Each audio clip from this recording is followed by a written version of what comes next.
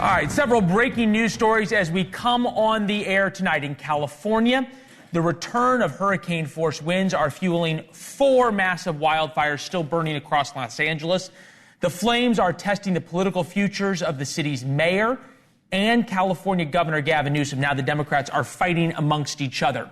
Also tonight, Israel and Hamas are reportedly in the final stages of a ceasefire and hostage release deal. Mediators say this is the closest both sides have been to a long-standing agreement. The dangers in that agreement, the role President Trump played a little later in the show. With that, we welcome you to the Ferris Network on television. First tonight, Pete Hegseth's brawl of a confirmation hearing to be the Secretary of Defense is a perfect example of what Donald Trump's second term is going to be like. That's our Why It Matters segment tonight. It's not a coincidence that Hegseth was Trump's first nominee before the Senate. Republicans planned this. A lot of planning went into it. Team Trump wanted the fight. They wanted it to be televised. And they wanted it to dominate the news cycle. Check, check, check. All of that has happened. And while all eyes were focused on that hearing today, Democrats struggled to find a beachhead in their attack against Pete Hegseth. Do you agree anybody should be able to serve in the military if they meet the standards? Senator, as the president has stated, I don't disagree with the overturn of Don't Ask, Don't Tell. Great, because I don't want you thinking, can't serve if you're a mom, can't serve if you're LGBTQ. You've admitted that you had sex at that hotel in October 2017. You said it was consensual, isn't that correct? Anything... You've admitted that it was consensual, and you were still married, and you just had a child by another woman. Again, how do you explain your judicially false charges against me? You're quite sure that every general who serves should not go directly into the defense industry for 10 years. You're not willing to make that same pledge? I'm not a general, Senator.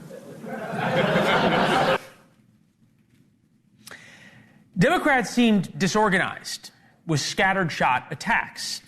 That's not partisan or a partisan statement. That's just facts. They tried everything from claiming he was a drunk who hates women to a serial cheater, even allegations he's a sexual assaulter. None of them landed. More importantly, probably most importantly, because Democrats just didn't plan things well. The morality play fell flat, and then Republican Senator Mark Wayne Mullen of Oklahoma slammed the door. How many senators have showed up drunk to vote at night? Have any of you guys asked them to step down and resign from their job? And don't tell me you haven't seen it, because I know you have. And then how many senators do you know have got a divorce before cheating on their wives? Did you ask them to step down? No. But it's for show. You guys make sure you make a big show and point out the hypocrisy because the man's made a mistake. And you want to sit there and say that he's not qualified? Mullen is a former mixed martial arts fighter. He'll be on the show tomorrow night. His verbal takedown laid bare a huge problem for Democrats. They were disorganized. Republicans were in lockstep. Hegseth is a flawed man, but the American public has become quite immune to such issues. Dare I say, it is not 1998 anymore. Democrats and the media hate Hegseth, but based on today, they can't stop him. Team Trump chose the battlefield today, and Democrats walked in totally unprepared. Trump 2.0 is going to be a very different presidency. We begin tonight with Mike Davis, founder of the Article 3 Project, a group that strongly backed Hegseth. Dare I call you, Mike, the enforcer in this operation here, the whip against, or for Hegseth, I should say. Was today a win? It was a big win because Pete Hegseth showed the world that he is ready to take command of the Pentagon on day one. And the Democrats, these Senate Democrats, look like complete clowns, frankly. They were not organized, as you said. They did not land any punches. They didn't even put a finger on him. And he will easily be confirmed, and he'll be the next Secretary of Defense. Do I have the strategy right? Pull back the curtain for us. Tell us why Team Trump, and I know that there are outside groups helping, such as yours, decided Hegseth first, alone, all in on this one confirmation fight?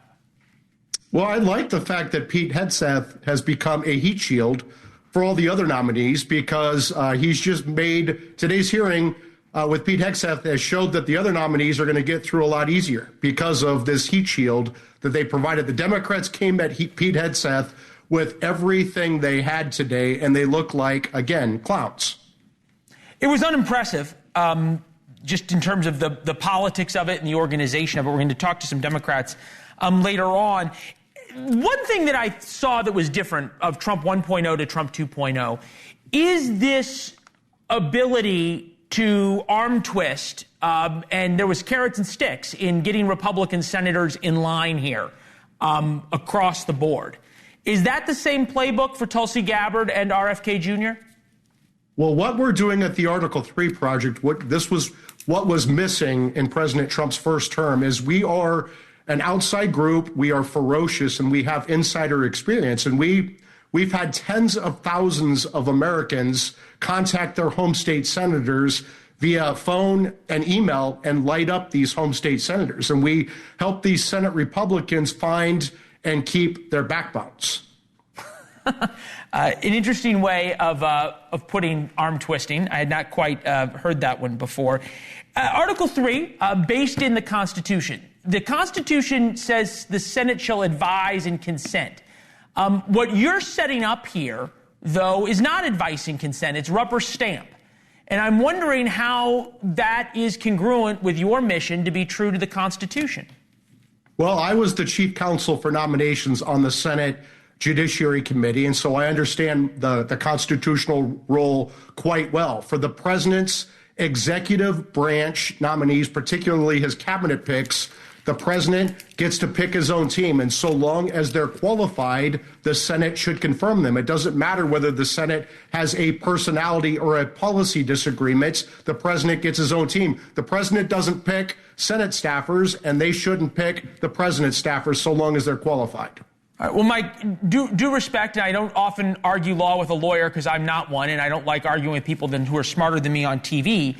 But that's not what the Constitution says. I mean, there's a reason the Constitution the founders put in, advise and consent. They didn't have to do that. If the president got to hire whoever he wanted, as senators do, they wouldn't have had a check and a balance. And again, what is the rationale for taking that away with, as you point out, making senators find their backbone?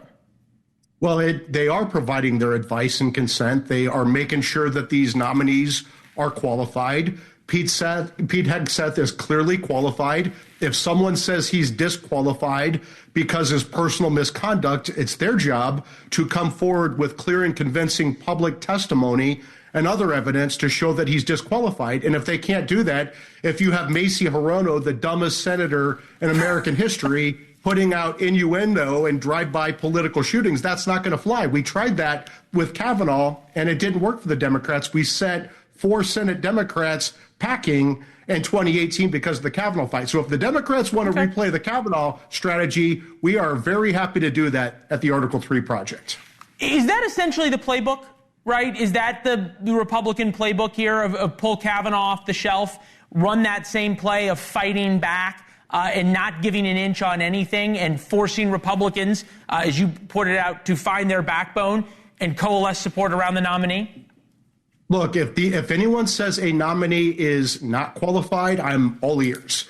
If anyone says a nominee is disqualified because of the personal misconduct, they don't have the current character and fitness to serve, I'm all ears. But if they have a personality or policy disagreement with one of the president's executive branch nominees, too bad. The president won. He won 312 electoral votes. He won the popular vote. He won a mandate. So I take that to believe that Tulsi Gabbard, RFK Jr. won't have a problem getting confirmed, in your mind. They shouldn't have a problem getting confirmed. I don't agree with everything that those Democrats have done in the past, but I'm not the president, and he gets to pick his team. Okay, fair enough. You say he gets to pick his team, and I think this is an interesting concept because we've seen, and I made the reference to 1998 meaningfully in the open because that was Monica Lewinsky, right? And has the idea of character become a quaint notion in Washington?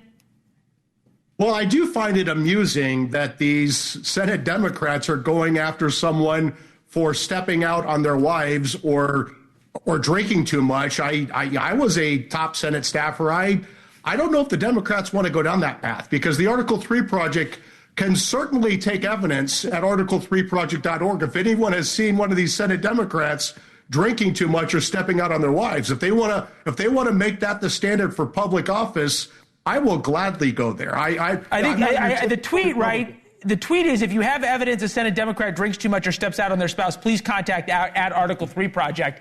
And if anyone who were to see those events happening got in touch, your Twitter inbox would be overwhelmed. RIP your mentions in that case. But I ask this meaningfully. There is a difference between being a United States Senator, as important as that job is, and being a guy inside the snap count to launch nuclear weapons. That is the Secretary of Defense's most sacred job. And doesn't at some point it become incumbent upon Republicans, if they want to talk about character, as Republicans have in the past, to hold themselves not to the standard of Senate Democrats, but a higher standard? Look, I think that qualified nominees can be disqualified because of their character and fitness, but it's not going to be with Macy Hirono standing going to a Senate. I had to go there. Okay, but Mike, then, if cheating on your wife multiple times and having children out of wedlock with other women while you're married isn't disqualified, just to be clear, what would be disqualifying in your mind? What would the Article 3 Project say? Look, we're not going to threaten to primary Republican senators over not voting for a nominee because of their personal behavior. The personal behavior is X. Look, it's the present character and fitness to serve. If a nominee actually raped a woman 5 years ago, they are disqualified from office. But you can't even if Donald Trump said, I want this person, that would be disqualifying to you. Yes, absolutely. Okay. So do they have the present character and fitness to serve? And we got rid of the Me Too presumption of guilt with the Kavanaugh confirmation. We have the American presumption of innocence. And if people want to say a qualified nominee is disqualified, come forward with clear and convincing public testimony and other evidence. Otherwise, shut up. Well, that was the line, and Democrats didn't come with anything, really. A lot of innuendo and a lot of unnamed sources in their accusations. Help me understand where this goes for Donald Trump, right? The difference in Trump 1.0 and 2.0 is stark. Agreed? Absolutely. What does Hegseth's win mean for how Donald Trump is able to push through legislation and manage going forward? Look, President Trump, the first time, it was his first time running for office. I don't even think he expected to win, right? I don't think he picked the right personnel in many instances the first time. He has had 4 years to reflect on that out of office, and he has come back this time. He is going to be a highly effective president. He's picking the right people. Susie Wiles is his chief of staff, and she is the enforcer. She is outstanding for President Trump, and they're not going to mess around this time. They're not going to get duped by the Russian collusion hoax, Crossfire Hurricane. They are ready to govern on day one. And it seems as though Republicans are falling into line in a way they didn't the first time around. Certainly not January 2017. Mike, this was a fascinating conversation. We appreciate you being willing to come on and talk to us. Welcome back anytime.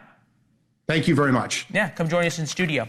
Quick programming note. Friday night, our special with Bill O'Reilly, the United States of Trump, with detailed reporting from Bill. Recently sat in on a Trump cabinet meeting. Bill has the access everybody wants, an access you will only see here on NewsNation, 9 p.m. Eastern on Friday. Set your DVRs right now. One Democratic congressman thinks compromise will help his party rise again. Why that might get him thrown out of the Democratic Party, just like Barack Obama for being too friendly to Trump. But you got the last real leader of the Democratic Party, Barack Obama, laughing and giggling with Trump. Looking like, yeah, he is. He's kissing the ring. That's what it looked like. It did. Away from Trump's inauguration, and Democrats are at their lowest point politically in generation. They've lost two of their largest constituencies in the hate Trump movement. Big tech is coming to the inauguration. Mark Zuckerberg, Jeff Bezos, and Trump's best friend, Elon Musk, the first buddy, will all be in attendance. A combined wealth of nearly $1 trillion to cheer on the incoming president. Carrie Underwood is singing. Snoop Dogg is playing the inaugural ball. The Village People were there. So evidently the entertainers have now come around to Donald Trump. And Democrats were angry at their usual hero for chumming it up with Trump at Jimmy Carter's funeral. You told us he was a threat to democracy. To me, that's just terrible political optics. It's WWE because they sit next to each other. They could have said anything. Trump could have said, "You smell that?" Somebody farted, and he could have laughed. Like, you just never know. They was calling him a fascist, just like his VP called him Hitler. Would you giggle with Hitler? How we need to approach Donald Trump. Mm-hmm. How the hell is he approaching us? Yeah. Right? The man wants to lock up citizens. The man wants to turn the government against him. How are we to respond to that? Are we supposed to be civil? With us now, Massachusetts Congressman, member of the Armed Services Committee, Seth Moulton. Welcome back. Good to see you, sir. Yeah. How should Democrats approach Donald Trump? Well, the reality, he's the president of the United States. Yes. He's going to want to do some terrible things, but he also might do some things we can work with him on. And we've got to be the party that's bigger than Trump. We've got to be the party that's willing to rise above politics to effectively counter his worst instincts, but also get things done for the American people when we can agree. And if we do that, we're going to win. We're going to win in the future. We're going to win in the midterms because we're going to show that he is extreme, that he wants to do things that are not constitutional, that are not bipartisan, and we're actually the party that's willing to work across the aisle to do what's best for the country. You seem to be in the minority in that. I'm often in the minority. Okay. The minority of your own party. Because the minority of the minority. No, but is there a danger for Democrats if you oppose Trump on everything? There's a huge danger. Then we just become the party of no. We don't have a positive vision for the future. People aren't going to vote just for the opposition 2 years from now or 4 years from now. We have to show a path forward. And because we're not only out of the White House, but we're also out of the Senate and the House, like we don't have anything in Washington, then the only way we can derail the worst parts of his agenda is to actually peel off some Republican votes. And that means that when Trump puts up some extremist policy, like deporting millions and millions of Americans, we have to have a compromise policy that Republicans can actually vote for. Like deporting criminals. Deporting criminals, maybe. But if you say we don't deport anyone, then you're not going to get a single Republican vote, and you get to stand on a pedestal and say, hey, we're right and Donald Trump is wrong. But guess what? That doesn't do anything for the people who get deported because Trump wins at the end of the day. Republicans win. So if you care about winning as a Democrat, if you actually want to win in a couple years, but you also want to have some wins in the meantime when Trump tries to do terrible things, then you've got to find a way to have compromise solutions that can peel off Republican votes. I get the sense that what makes you different as a Democrat is that you will say these things out loud. Because we had you on before the first of the year at a time when you had talked about whether you wanted your young daughters playing on sports teams as they got older with young men who identified as women. You got a lot of heat for it. And you said, there's so many people who are coming to me and saying, thank you for bringing this up, but then won't say it publicly. The only member of Congress, I think right now, who's with you publicly on this is John Fetterman.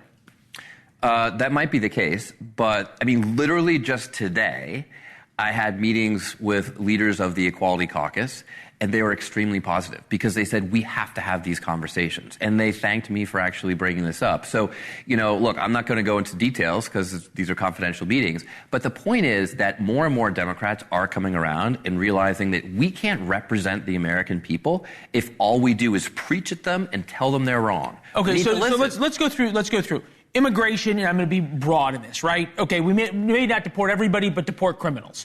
Okay. Well, I mean, look, there are nuances to this, right? Right, but okay, so I'm just going through these and immigration, also strengthen border security at the same time. Girls and boys sports have reasonable restrictions like the Olympics have. Now that doesn't mean it's going as far as some of these extremist versions of Republican bills like the one today. But yeah, the Olympics has restrictions. Are the Democrats going to cancel the Olympics? Crime. Yeah, crime is a problem. Stop saying that we should defund the police and that the police are the problem. And stop saying that, we need to do that to protect minority communities. Because you know what? If you ask black and brown Americans, you know what they say? They're the ones who got hurt the most. Yeah, they want more police in their communities. They want to be safer. All right. This is an important question in terms of Democrats, and I think you're emerging as somebody who should be on this list. Survey asks, who leads the Democratic Party? This was a USA Today poll. I don't know if you saw this when you laughed. Okay, USA Today Suffolk University poll. Who leads the Democratic Party? 30% don't know. 19% nobody. We need to have the congressman's reaction as I read this, okay? 10% Vice President Kamala Harris, 9% Hakeem Jeffries. A handful of voters said former President Obama, Gavin Newsom, Nancy Pelosi, Pete Buttigieg was there as well. I won't ask you to give me a name because I know you won't. What is the message the new leader of the Democratic Party has to have? That we're going to change. And we're going to start by listening to Americans. We're going to meet you where you are. We're going to address concerns that matter to you, not preach from our pedestal in Washington or New York or wherever about what we think is important to us, but actually respond to what you need. And the other thing we're going to do is we're going to stop being controlled by the extremists in our party, whether they're the interest groups, the lobbyists who come and say, hey, if you don't agree to this ideological straitjacket, then you're not a real Democrat. I mean, that's what I heard from some of the feedback. Oh, you can't be a Democrat if you would even question whether transgender women should play on women's sports teams, right? And we've got to stop that. So we've got to fundamentally show the American people that we lost the election and we're willing to change. Good to see you. Thank you, Congressman. Appreciate it. Monday on NewsNation, the inauguration of Donald John Trump, live from D.C. NewsNation Politics, powered by The Hill. Inauguration Day coverage starts at 9 Eastern. Wind gusts right now up to 72 miles an hour throughout L.A. as calls for the mayor's resignation spread from ordinary citizens to the Kardashians. What happens to the progressives when they lose the Kardashians? Are growing tonight in California. Wind gusts are picking up. You can see the green and then the red, reaching about 35 miles an hour right now. Red flag warnings in California. So the fire danger still exists. Meanwhile, calls for Mayor Karen Bass and Governor Newsom to be removed from office are coming in.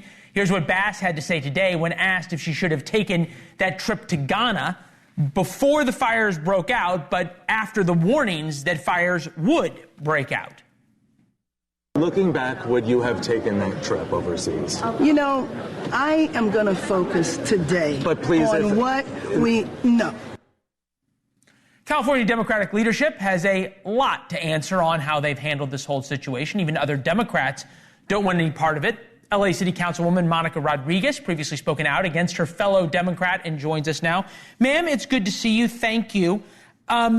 You're one of the more vocal ones. Are you hearing other Democrats coming around and saying there has to be a change in California? Well, for my part, I'm focused on doing what's best for my constituents and for our city. And so my policy advocacy centers always around that. It's the primary focus of what we should all be working on. Okay. And that would be that, fair to say, Karen Bass failed your constituents, failed the city? Well, I think, again, we have a shared leadership model in the city of Los Angeles. And for my part, I've remained and have continued to be a very strong advocate for greater investments in public safety. When it came to the budget process, I fought and secured some of the additional positions which weren't included in the budget, including wildland hand crews and additional mechanic and sheet metal workers to help repair some of the rigs. But what I'm critical about is making sure that we have the greatest amount of accountability and transparency with the use of public dollars. And I will always remain a very strong advocate for that to ensure that taxpayers are made whole and get the services that they pay for. ... When 10,000 plus homes burn and there's not water and there's not enough firefighters, they haven't gotten what they pay for, correct? Correct. I think that there is clearly a lot more work to be done. I introduced a motion about a year ago working on a nexus study to ensure that we can grow this fire department commensurate with the growth of the city. And we're in the process of doing that. I've helped to expand the alternative, basically having nurse practitioners helping to respond to a lot of a lot of our call load. 82% of LA City Fire Department call load is for emergency medical services. Well, and so interesting. All politics is local, and I admire, and you have to be able to get sort of into the weeds on these things. But when you have a leader in Karen Bass who can't simply say, when the National Weather Service was issuing catastrophic warnings and I, as mayor, got on a plane to go to Ghana, she can't say, yeah, I made a mistake. How can she continue as mayor? Well, listen, we will all be measured on our actions and our work. And I think it's, that is for voters to decide. That, at this juncture, for me and my part, I was just out with Congressman Whitesides in my district, surveying the damage associated with the Hearst fire. The winds, as you indicated, are really starting to ramp up. In fact, It was really aggressive in Sylmar. And so right now, that is the primary focus. And once we get... Do you worry about the Democratic brand? And I say this respectfully, but Democratic leadership in California has been there for more than a decade, a one-party state. Democrats have had effective control for 20 years or so. And the Democratic brand now is being defined by climate do-gooding rather than what you pointed out, wildlife mitigation, charging stations rather than water pumps. At some point, don't other Democrats have to speak out more forcefully than you are? Well, I welcome additional voices to be really strong advocates for thoughtful, balanced policy that meets all of our needs, and I will continue to be that. Again, my politics and my advocacy is really born out of the immediate needs. I mean, I think that's one of the greatest opportunities that I have as a local leader, because here we're nonpartisan at the local level. And I think it's for that reason that we're able, for my part, able to work with folks across party lines, which is incredibly important because quality of life issues don't have party affiliation. Having safer streets, having thoughtful and present public safety is critical to all neighborhoods. Doesn't matter what your party affiliation is. And so for my part, I'm going to continue to advocate for smart policies that I believe are going to keep people safe, keep people housed, and make sure that we can improve the quality of life here in the city of Los Angeles. All right. Well, those are good and worthy goals. It's nice to have you, ma'am. Thank you very much. We appreciate it. If you'd like to help those affected by the fires in California, obviously there's lots of ways to do it. Probably one of the best, and where you know your money's going to exactly those folks who need help the most, the American Red Cross. You can go newsnationnow.com/Red Cross, or you can also use your phone to scan that little thing. It's called the QR code. It's what all the kids are doing, and you can donate there. Joe Biden and team right now are preparing to take credit for a hostage deal that could bring home the 6 Americans still held by Hamas. It's hard to imagine. They've been held underground in an unthinkable hell, Americans, for 465 days. There's obviously dozens, if not more than 100 hostages, but these are the Americans. Since October 7th of 2023, just think of all the things that have happened since then, 2 Christmases. In a twist of irony, it appears Donald Trump had a lot more to do with the deal than Joe Biden. Well, do I have to define it for you? Look, all hell will break out. If those hostages aren't back, I don't want to hurt your negotiation. If they're not back by the time I get into office, all hell will break out in the Middle East. Can you elaborate? And it will not be good for Hamas, and it will not be good, frankly, for anyone. All hell will break out. And now the problem. In order to get Trump his deal, Israel has given up far more than they should if this deal actually happens. Hamas says they've agreed in principle, probably as a way to try and force the Israelis, because Hamas loves this deal. Hamas is getting hundreds of hardened terrorists. Israel is getting 33 hostages. In their words, most of the Israeli hostages they get will be alive. So Israel will trade hardened terrorists for dead bodies. Today, the outgoing Secretary of State seemed to say a deal was the only way to end the Hamas-Israel conflict. Each time Israel completes its military operations and pulls back, Hamas militants regroup and reemerge because there's nothing else to fill the void. Indeed, we assess that Hamas has recruited almost as many new militants as it has lost. That is a recipe for an enduring insurgency and perpetual war. Proves that in 4 years, the Biden administration has learned absolutely nothing about the Middle East. Anthony Blinken still thinks that he is some type of think tank wonk rather than Secretary of State of the world's most powerful country. I read that somewhere today. Made a lot of sense.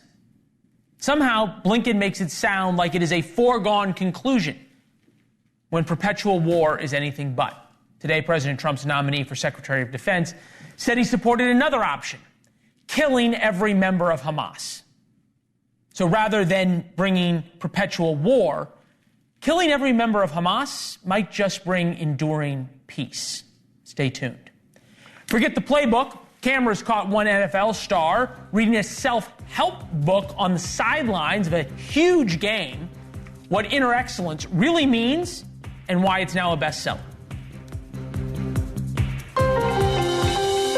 The most important book in his life may not be the playbook.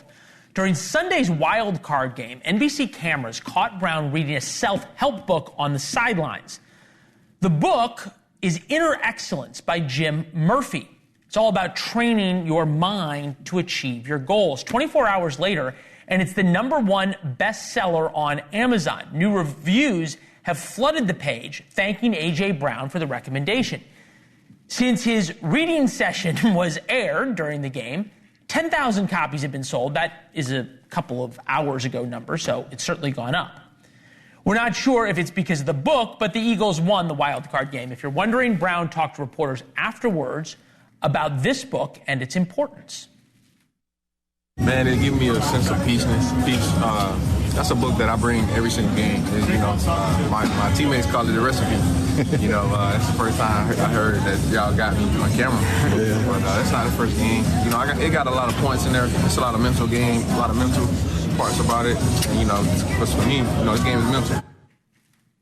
With us now, author of Inner Excellence, Jim Murphy, former pro baseball player for the Chicago Cubs organization, performance coach for the Olympics, professional athletes, and the Texas Rangers. Good to have you with us. Were you surprised? Oh, yeah. The Texas Rangers was a few years ago. But yes, I was very surprised. I was not. I knew that AJ read the book at games. I didn't know he was bringing it with him to every game, reading it before the game to kind of get prepared mentally and reading it between drives. That much I didn't know at the time. All right, so it's fascinating because he put on Twitter a couple of pictures of his copy of the book. It's clearly not the first time he's done it. It's a well-worn and thumbed-through copy. I wanted to read to you a passage, which I'm sure you know well, but it's one of the things he highlighted. In the pursuit of extraordinary performance, it's easy to succumb to anxiety and pressure because so much of it is out of your control. When you learn to live a life that is fully engaged, however, then you can perform your best and love the challenge. What is the message from Inner Excellence that you think is so important that he's reading literally between drives?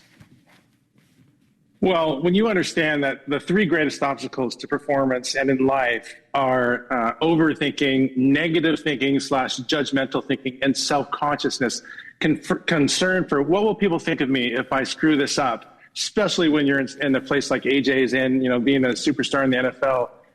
There's so much pressure, and it's so easy to get caught up in what you want but can't control. And so being able to pursue personal growth, and every day I just want to get a little better. I want to learn and grow and use my sport or my work to improve my life, to become the person that I'm meant to be, then anything's possible. But when you get caught up in the circumstances and, I got to make a certain amount of catches, or, what's even harder is when you're working minimum wage or a blue collar worker and trying to get through the day, or you're trying to pay the bills, and you don't have an off season, you don't have a coach like me. It's really hard. And so, but my message is that the thesis of Inner Excellence is that self-centeredness is the biggest challenge we face in performance and in life because it leads to fear.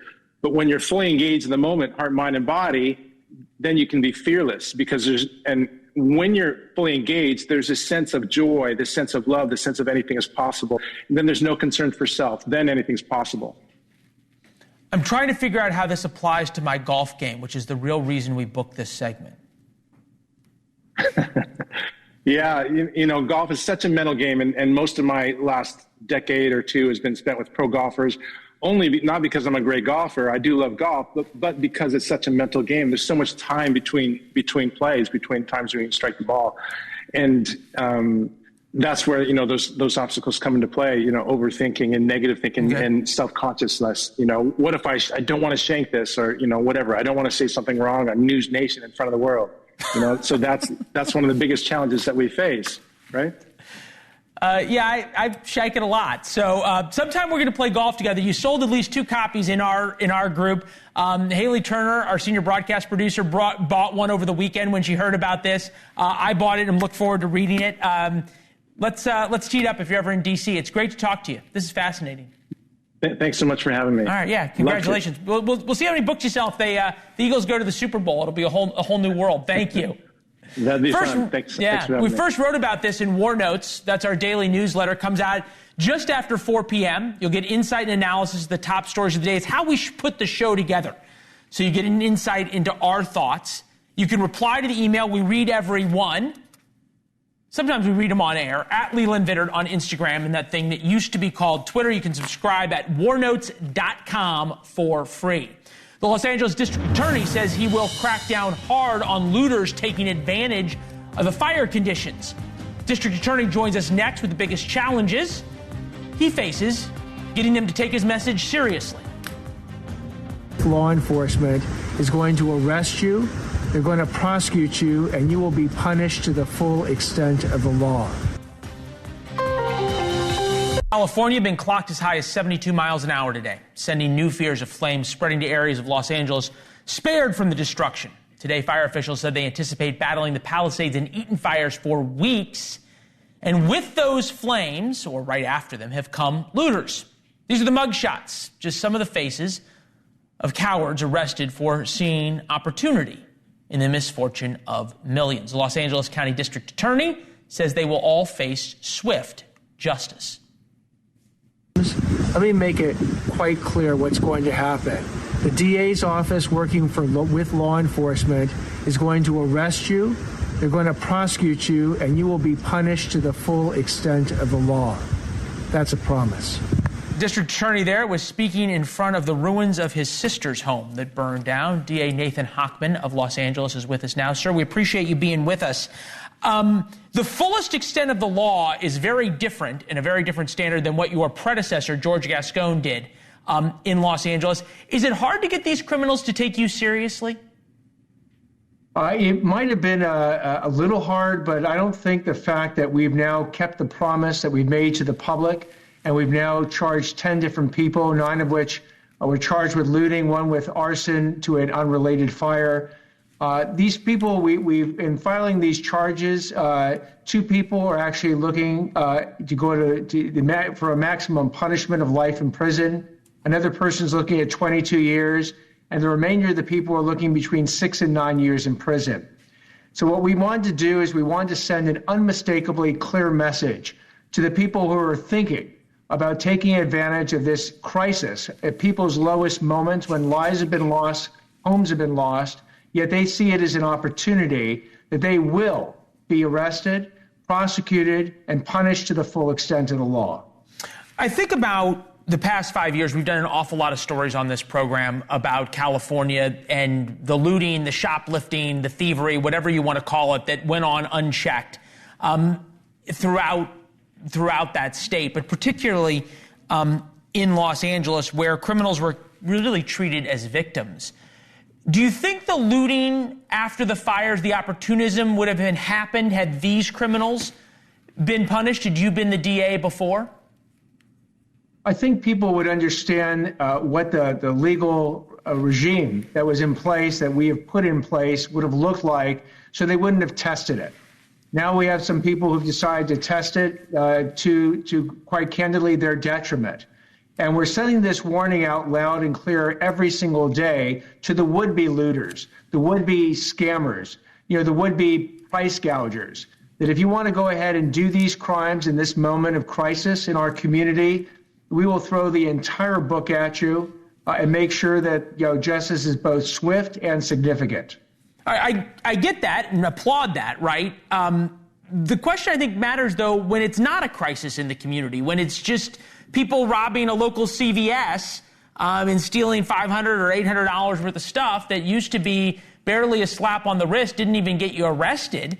And that's why CVS is closed in the poorest of neighborhoods. Is this the fullest extent of the law promised extend beyond just the fires?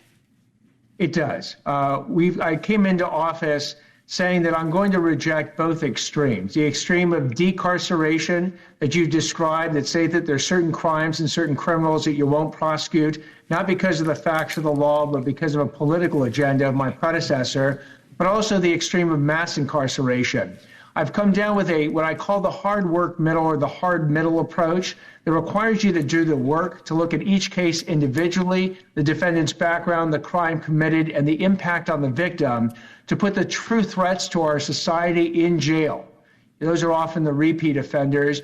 And even the ones that aren't. Your first-time nonviolent offender still has to pay that debt back to society, but we'll certainly consider non-prison alternatives proportional to the crime that they committed, but there are no more free passes. Accountability will be the hallmark of the next couple of years. I got to ask you about accountability when it comes to immigration and working with ICE. A man who was arrested by citizens with a blowtorch, 33 years old, living in the country illegally for 17 run-ins with cops in California since 2016, robbery, threatening a crime with intent to terrorize, and still he was out on the lam. Can you promise, I only got about 30 seconds, that people like this are going to be turned over and deported? Well, here's what I'll tell you. People like this, if they are arrested and ultimately prosecuted by our office, turns out that the sanctuary state legislation that has been embodied in